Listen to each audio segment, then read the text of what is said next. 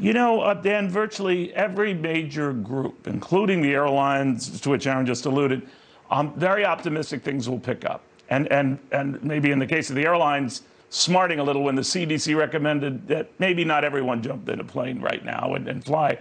But even allowing for that, optimistic enough in a couple of cases where for them to buy more jets and still, in more cases, to hang on to the folks that they have because they got some help with this stimulus. How do you see it all sorting out? Well, Neil, for the sake of this conversation, because I'm generally an optimist, I'm going to take a little bit of a different approach here. So while everything is looking great, this is going to come down to basic economics of supply and demand. So as things are looking better, there is plenty of pent-up demand that's on the way. People are going to want to get out. They're going to want to spend. They're going to want to do things. Great. So as demand goes up, can the supply meet that demand? And we've already seen that businesses that are struggling are going to need some time to be able to catch up. So it's going to take a while. And that difference, Neil, between the supply and demand is what's going to trigger inflation. So to your point at the beginning of the segment, are things going to be more expensive? So this free money that's being given out through stimulus, well, there's another side to this. Things are going to get more expensive, and therefore this free money is actually going to end up being used because of inflation. We've seen savings go kind of through the roof, right, Dan? And then a lot of people have really shored up their finances and their balance sheets here.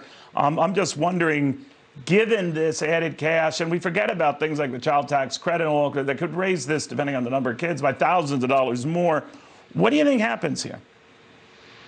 Well, I think a lot of people, if they can, are going to continue to save the money, Neil. And when you look at it, based upon what Erin just said, if 1/3 of the people who are getting stimulus checks are simply saving that or putting it in the bank, it means that this program is not targeted enough, because this money is not supposed to just go into a savings account.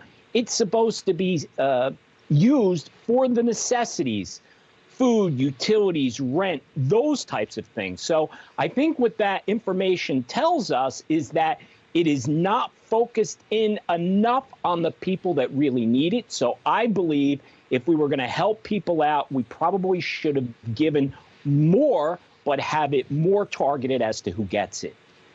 Dan, by almost any measure, we're going to see an improvement not only in the quarter we're in, but the year as a whole, albeit coming off very, very low levels.